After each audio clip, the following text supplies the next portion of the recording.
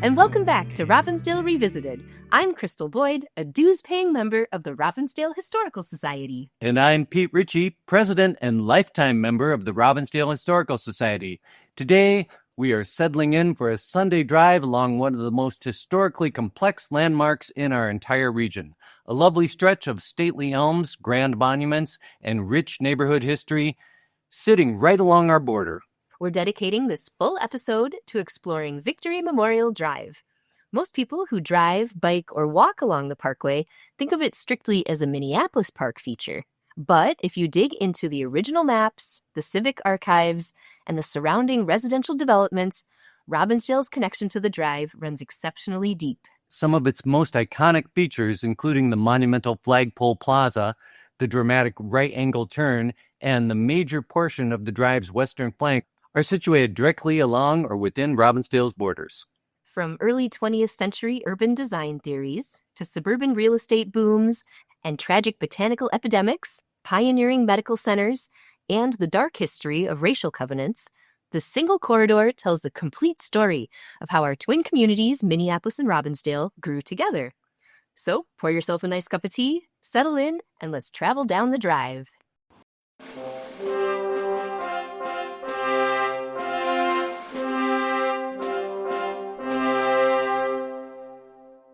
To understand Victory Memorial Drive, you have to rewind to the aftermath of World War I. America was emerging from the horrors of the Western Front when thousands of local service members fought and died. The communities across the nation were searching for meaningful ways to honor their sacrifice.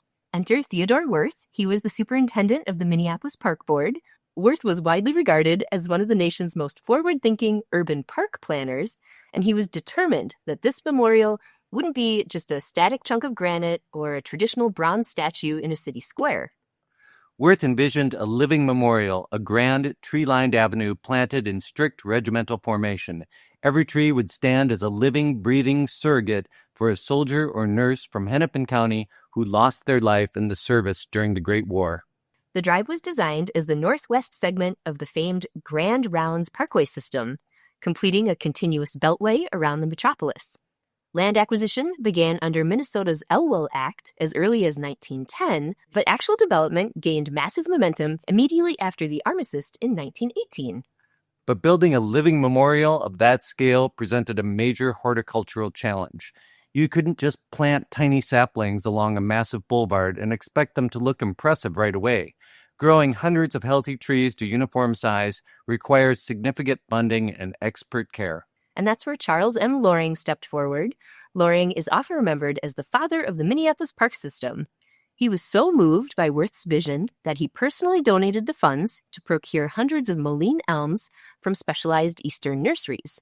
And on top of that, Loring established a dedicated $50,000 trust fund, which was a massive sum at the time, and that was strictly to cover the perpetual care, pruning, and maintenance of those elm trees.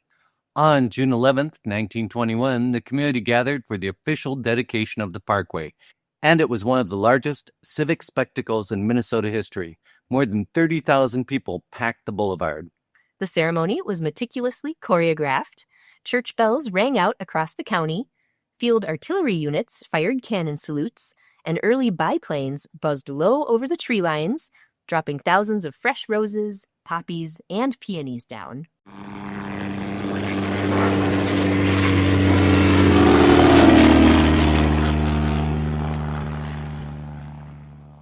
Exactly 568 mullein elms were dedicated that day, each corresponding to an individual fallen service member. Standing guard at every single tree was a former serviceman in uniform, along with 4 local school children, 2 boys and 2 girls, representing the future generations that would inherit their legacy of sacrifice. News of this grand living memorial spread across the globe. Just months after the dedication, Marshal Ferdinand Foch, the supreme commander of the Allied armies during World War I, visited the Twin Cities as part of his post-war tour of North America. Foch was escorted directly to Victory Memorial Drive. He stood at the entryway, looked down the long parallel lines of young elms, and praised the concept, calling it a magnificent and sacred way to maintain an eternal connection between the living community and the fallen soldiers who gave everything for their country.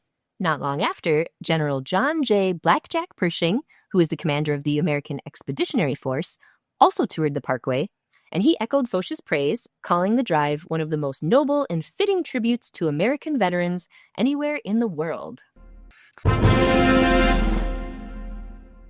So let's break down the layout of the drive because its geometry is central to its identity.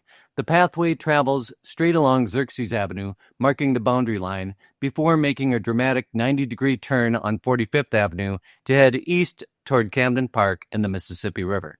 And right at that apex, which is a sweeping right-angle turn near 45th and Xerxes, right there, sits the primary commemorative plaza.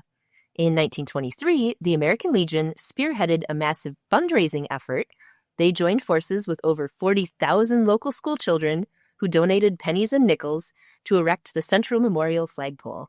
And I always like to point out that that flagpole is in Robbinsdale. It's not in Minneapolis. It's very close to Minneapolis, like 50 feet away, but it's actually in Robbinsdale.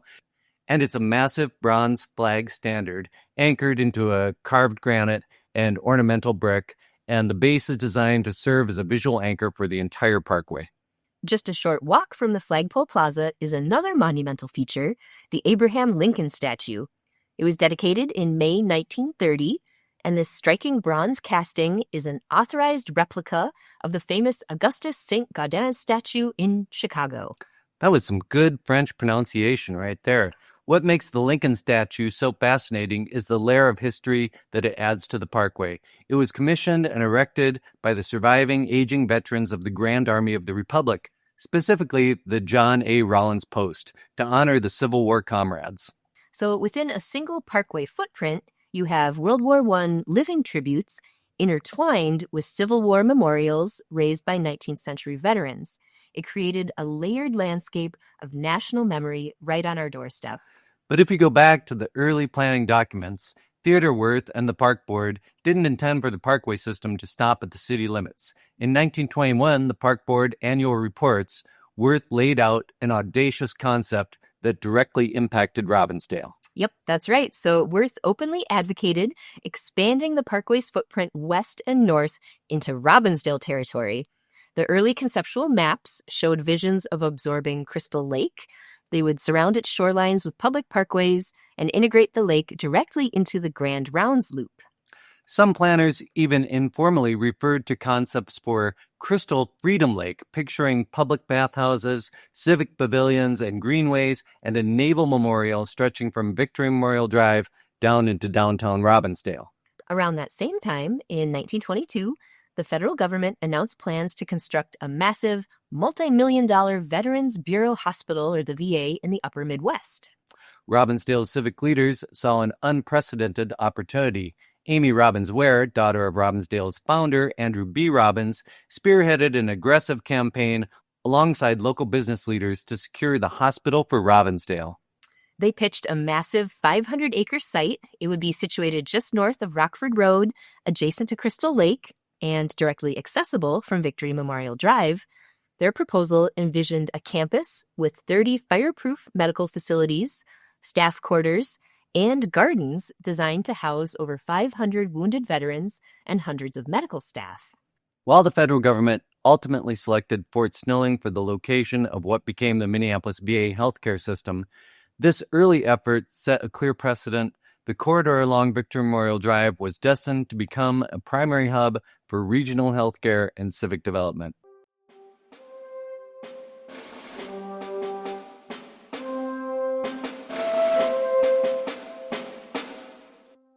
As the physical infrastructure of Victory Memorial Drive took shape throughout the 1920s, local real estate developers realized that living along a world-class tree-lined parkway was a major selling point for prospective homebuyers. Subdivisions began popping up rapidly along both sides of the Minneapolis-Robbinsdale border. On the Robbinsdale side, one of the earliest and most successful developments was the Victory View subdivision. It was platted in 1921 by Sarah Josephine Gates Sanborn and the Sanborn Holding Company, which was marketed through the David C. Bell Investment Agency.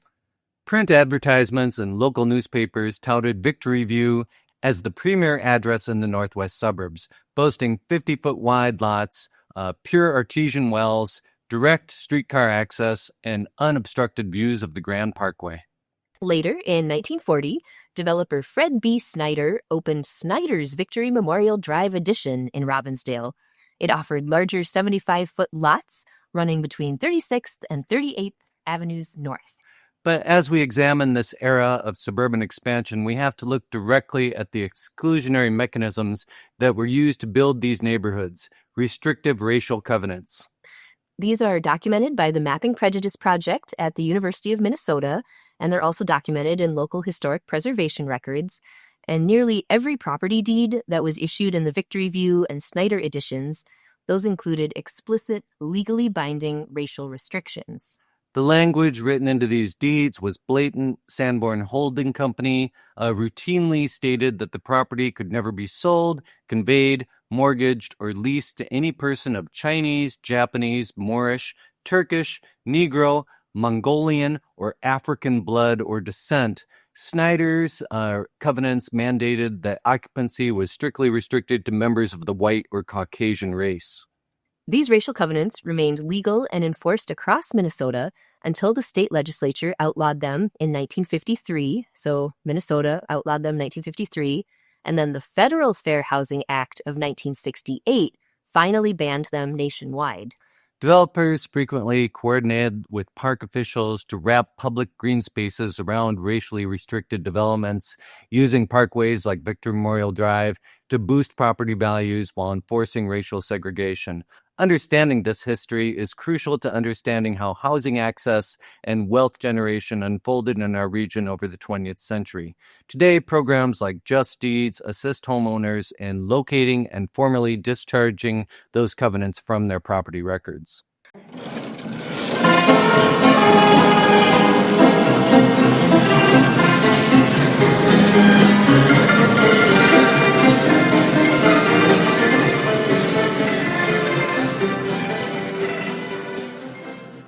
While suburban developments were expanding the footprint of the area, the 1920s culture along the border was also shaped by some colorful local media personalities.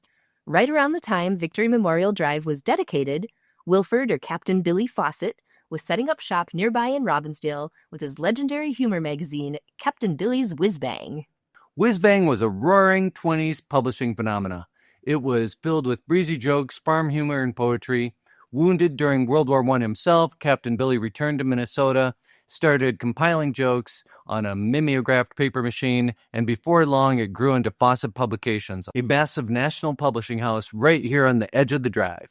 People used to take the streetcar up to the end of the line, stroll down Victory Drive, and pick up the latest issue of Whiz Bang at local newsstands. So it's kind of wild to think that while Theodore Wirth was designing solemn, regimental tree lines, just a few blocks away, Captain Billy was creating a magazine that sold millions of copies nationwide and put Robbinsdale on the publishing map. It gives you a sense of the vitality of the border back then, a blend of deep civic solemnity and vibrant, uninhibited pop culture. As residential development boomed around the drive in the 1930s and 1940s, traffic where Oakdale, West Broadway, Lowry Avenue, and Victory Drive intersected became famously chaotic. To solve the congestion, traffic engineers constructed Victory Circle in 1942, a massive multi-lane traffic roundabout featuring 7 distinct entry and exit points. Victory Circle quickly became a local rite of passage. Neighborhood kids claimed you hadn't really mastered riding a bicycle until you could navigate all 7 spokes of Victory Circle completely no-handed. The circle was anchored by popular neighborhood businesses, including the Dutch Treat, the Dairy Bar, the Circle Mart, making it the unofficial gathering place for teens and families on summer evenings. And it was right at the edge of Victory Circle that local physician Dr. Samuel Samuelson decided to fulfill a long-held dream.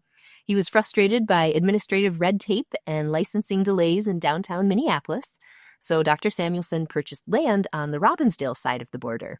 In January 1940, he opened Victory Hospital, a modern 3-story marble-faced medical facility featuring 70 beds. It was the very first general hospital established outside the downtown city cores of Minneapolis and St. Paul. Oh, that's right, because Glenwood Hills Hospital was a specialized hospital, and this is a general hospital. We should give you guys some credit. Maybe it wasn't the very first. Okay, all right. Glenwood Hills was a little bit earlier. We've got a couple hospitals out here. But Dr. Samuelson was a legend in his own right. Local history archives recall an incident where a 250-pound electric motor fell on his leg during a facility repair. Instead of taking time off, he hobbled into his own operating suite, stitched up his own wounds with 20 sutures, grabbed a set of crutches, and went right back to treating patients. By 1954, Victory Hospital transitioned into a nonprofit organization and was renamed North Memorial Hospital. Over the subsequent decades, the 70-bed suburban hospital expanded into a massive Level 1 trauma center, and we still rely on it today.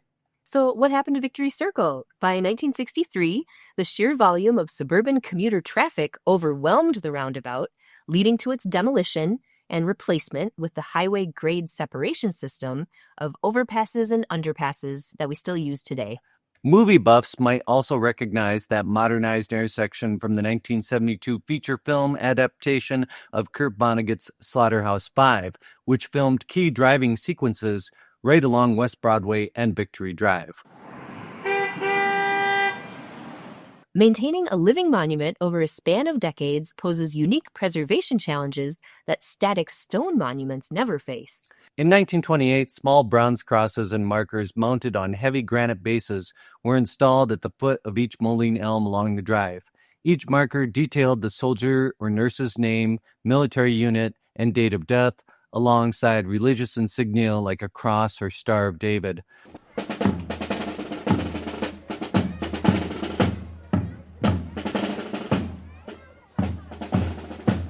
Let's take a moment and talk about a couple of these individuals. There was a nurse named Florence B. Kelly, born in 1898 and raised right here in Robbinsdale. She trained in Minneapolis before volunteering overseas for service during World War I. She arrived in France during the summer of 1918. She worked tirelessly at a vast hospital complex and cared for waves of wounded doughboys.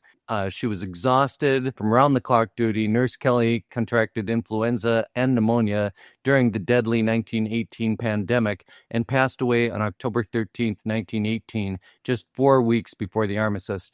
Though initially buried in France, her body was brought home to Minnesota, and her sacrifice is permanently honored today on the south side of Victory Memorial Drive on 43rd Avenue at Tree 423, marked by a distinct bronze cross reserved exclusively for military nurses. And then there's Private George H. Gibbenhain. He was born on September 14th, 1895, and raised in Robbinsdale. George was part of a prominent local pioneer family known for their early agricultural roots in the area. Drafted into the U.S. Army in 1918 as American forces mobilized for the Western Front, Gibbenhain served with Company C of the 311th Infantry Regiment, 78th Lightning Division. After deploying to France that summer, he saw heavy action during the Allied offensives. Mortally wounded during the autumn fighting, Private Gibbenhain succumbed to injuries on October 15, 1918, less than a month before the armistice. His bronze memorial cross and dedicated tree stand along the parkway's western stretch near the 45th Avenue North Bend, right on the Robbinsdale border.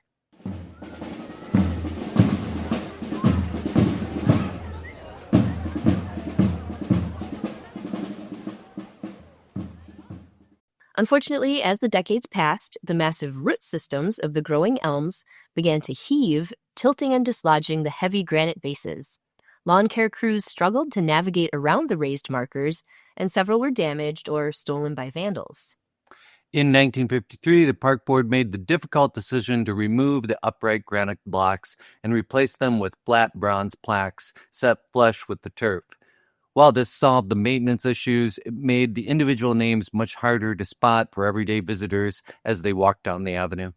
Then came the single greatest ecological crisis in the Parkway's history, Dutch Elm Disease. Beginning in the 1970s, this invasive fungal disease carried by elm bark beetles swept through Minnesota's urban forests. Because Victory Memorial Drive was planted almost entirely with a single uniform species, Moline elms, the disease spread along the interconnected root systems like wildfire. Forestry crews fought valiantly, treating trees, severing root grafts, and removing infected wood. But despite millions of dollars spent on containment, hundreds of the original trees died and had to be cut down, which left gaping holes in the once continuous canopy. To fill those gaps, crews planted various alternative tree species over the years, but the visual discipline of Wirth's original regimental formation was severely compromised. Recognizing that the historic character of the drive was slipping away, community advocates, local historians, and veterans groups organized to save the parkway. In 2003, thanks to bipartisan legislative efforts, Victory Memorial Drive was officially designated a state historic district. That historic designation unlocked state and county resources, launching a comprehensive multi-million-dollar restoration master plan spearheaded by Hennepin County, the Minneapolis Park Board, and surrounding municipalities. Between 2010 and 2021, the drive underwent a transformation. Non-historical tree species were systematically removed, and those were replaced with disease-resistant elm cultivars that were planted in precise parallel rows. Historical period lighting was installed, pedestrian walkways were repaved, and the central flagpole plaza was completely redesigned. In November of 2018, Victory Memorial Drive was the site of a ceremony that marks the 100-year anniversary of the armistice. The plaza's architectural alignment is brilliant. It was engineered so that at exactly 11 a.m. on November 11th, or Veterans Day, the sun's rays align precisely with the plaza's central monuments, honoring the exact moment the armistice was signed in 1918. And I've never been to see this, so I want to go this year. All right, November 11th, we'll be there. The centerpiece of the 2021 redesign is a new polished granite plaza and tribute wall. The red granite flagpole base was replaced with a monument of Lake Superior green granite. The park board also added flower beds and new trees, a mix of spruce, maples, cedar, birch, and crabapples. The new features were rededicated in 2011, and there is a plaque there that says, the Robbinsdale Historical Society acknowledges, I can't remember what the plaque says. It says something like that. So you guys were involved. Yep, we have our plaque there too. Good. The restoration successfully restored Theodore Wirth's vision, ensuring that the living memorial will continue to stand for generations to come. Whether you're running along the paved trails, taking in the fall foliage, or driving past North Memorial Hospital, Victory Memorial Drive remains an enduring symbol of community memory and shared history. The next time you cross the border into Robbinsdale near 45th or West Broadway, take a moment to look at those stately rows of elms and reflect on all the stories planted right alongside them. Thanks for listening. I'm Crystal Boyd. Robbinsdale Revisited is brought to you by the Robbinsdale Historical Society. Our little history museum is located at 4915 42nd Avenue North in the heart of Robbinsdale. We're open Fridays and Saturdays from 10 to 3. You can also visit us online at robbinsdale.org. You found this episode, so you know where to find the next one. Bicycle into the city every Saturday to see our friends. And bus back home sitting hand in hand when the evening ends. Oh, when the evening ends. Oh, when the evening ends in Robbinsdale.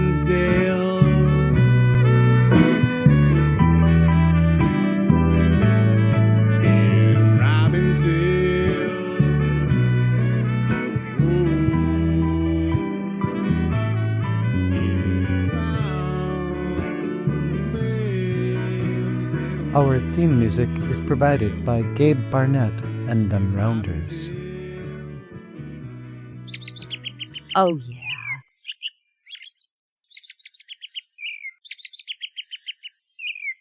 And from Captain Billy's Whiz Bang, March 21st. Dear Captain Billy, I took my girl to the bowling alley last night, and every time she rolled the ball, she knocked down all 10 pins. What do you call a girl like that? Signed, Gutterball. And Captain Billy says, a striking personality, my boy. Here's another from December 1921. Dear Captain Billy, how far is it from Minneapolis to Robbinsdale? Signed, City Slicker. And Captain Billy says, just 5 miles, son, or about 3 verses of a good traveling song if your horse is feeling sprightly. Oh, wait, I think it goes like this. The moon shines bright on the Robbinsdale farm, where the frogs sing low in a rustic charm. The editor sleeps while the printing press hums, to spread a bit of joy when the mail car comes. Stop! Pete, it's too much. All right, so here's a Victory Memorial Drive timeline that the Minnesota Historical Society put together in 1883. Landscape architect Horace Cleveland suggests building a system of parks and parkways for the city of Minneapolis. 1910 to 1911, the Minneapolis Park Board begins acquiring land for a parkway north of Glenwood, now Theodore Wirth Park, connecting it with Camden, now Weber Park in North Minneapolis. In 1913, construction of the then-named Glenwood-Camden Parkway begins.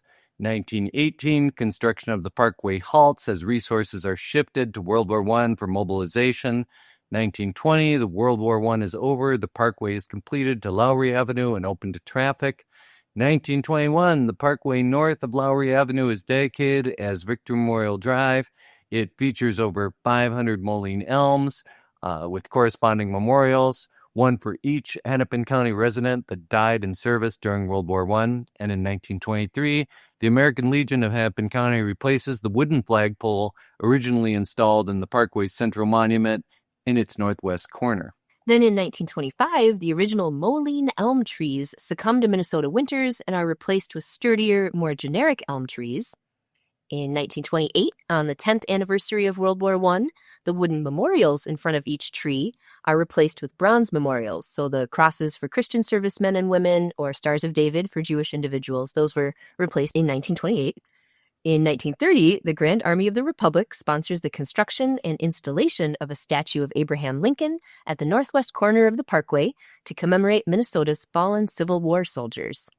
In 1959 and 1960, Hennepin County recommends that the parkway be converted into a county highway, but the city of Minneapolis and the veterans of foreign wars oppose the conversion, and the parkway is spared.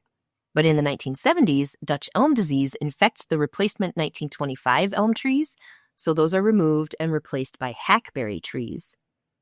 In 2003, Victory Memorial Drive is designated a local historic district by the city of Minneapolis and, by an act of the state legislature, designated a state historic district and added to the State Register of Historic Properties.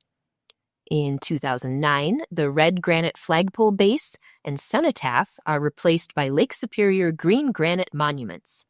Additional trees, flower beds, and entrance gates are added to the parkway. And then in 2018, a memorial gathering at the parkway marks the 100th anniversary of the armistice. Tweet, tweet. Yep.